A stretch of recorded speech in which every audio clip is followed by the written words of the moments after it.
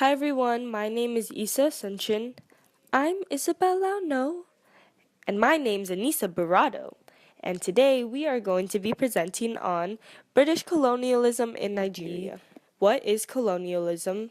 How long was Nigeria a colony? And how did British colonialism affect Nigerian politics? What is colonialism? The Merriam-Webster dictionary definition of colonize is to create a colony in or on a place or to take control of an area and send people to live there. The British were successful in colonizing Nigeria and other African countries. There can be positive and negative aspects of colonialism. Some positive aspects can include sharing different cultures which promote diversity.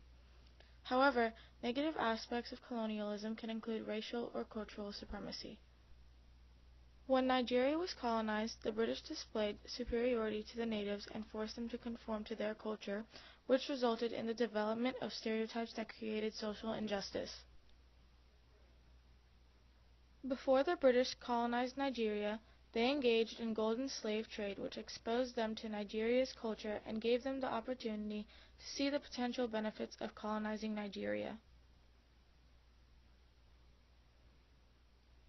Some motives that influenced the British to colonize Nigeria were to gain glory or power, spread Christianity, and to exploit natural resources.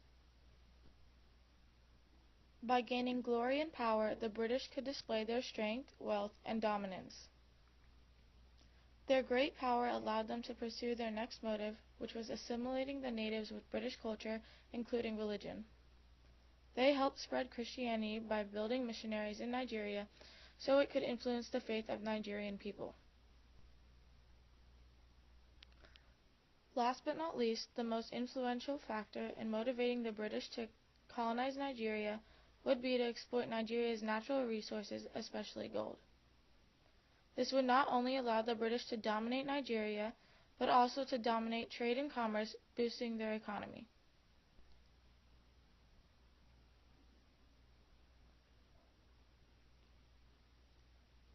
Nigerian culture was affected by the British because part of colonialism can consist of cultures being changed or oppressed.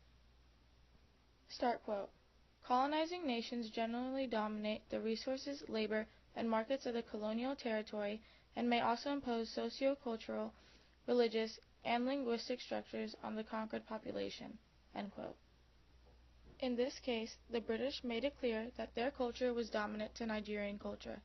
They dominated anything and everything that was within lands that they conquered and implemented their culture into the life of the Nigerian natives, forcing them to conform and change into what was viewed by the British as social norms. One example of the British's influence on Nigerian culture are the written stories or books that were created after the British succeeded in colonizing Nigeria. Because a lot of literary works didn't accurately display Nigerian culture due to British colonialism, Chinua Achebe wrote his novel, Things Fall Apart, to illustrate true Nigerian culture to the world. Without a doubt, British colonialism had a huge impact on Nigeria and Nigerian culture. How long was Nigeria a colony? By 1906, Britain controlled Nigeria, which was divided into the colony, Lagos, and Protectorate of Southern Nigeria and the Protectorate of Northern Nigeria. South African History Online. Essentially, the British took an interest in Nigeria mainly because of its resources and came to colonize Nigeria in 1906 to claim it for themselves. This is a flag of Nigeria while it was under colonization from the British. Nigeria gained full independence in October 1960 as a confederation of 3 districts, Northern, Western, and Eastern. South African History Online. Nigeria was a colony for about 60 years. Most Nigerian societies reacted by fighting back fiercely and defending themselves. After gaining independence, they faced many challenges uniting their many different ethnic groups. However, they were able to gain independence through constitutions legislated by British government and made a new federal government. This is the flag of Nigeria after it gained independence, and it is also their current flag today. So, what was the effect of colonialism on Nigerian politics? Pre-colonialism, Nigeria consisted of mini-states of democratic village republics and village monarchies of the Western Igbo. This included Biram, Daura, Gobir, Kano, Katsina, Rano, and Zaria in the north, and Oyo and Benin in the southwest. However, after the abolition of the slave trade, Great Britain's main goal was to colonize Nigeria, and they used a combination of both force and peaceful methods to gain control. For instance, in southwest Nigeria, Britain gained control over Lagos hinterland through a treaty with Nigeria.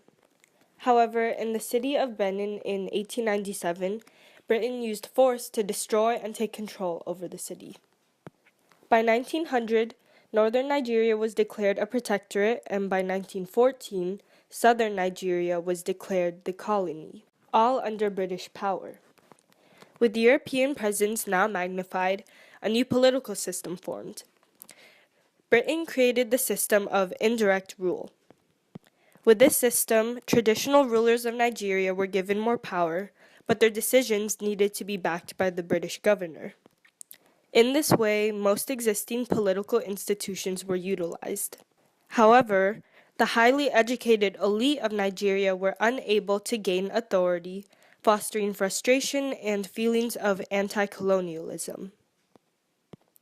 By 1951, a new constitution was produced, providing for elected representation on a regular basis.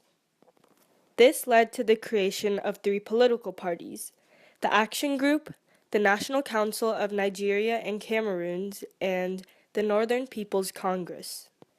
Yet again, in 1956, the Constitution proved to be ineffective, so a new constitution was made that divided Nigeria into three regions: the East, the West, and the North. Looking back, it's clear to see that these changes made during colonialism in Nigeria had lasting effects on modern Nigeria's political system. Relations to things fall apart.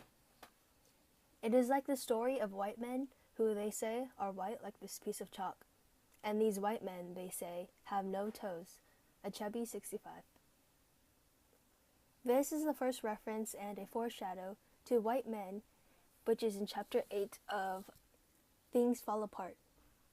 While Okonkwo and his friends discuss white men, it is obvious that they hardly have any contact with them.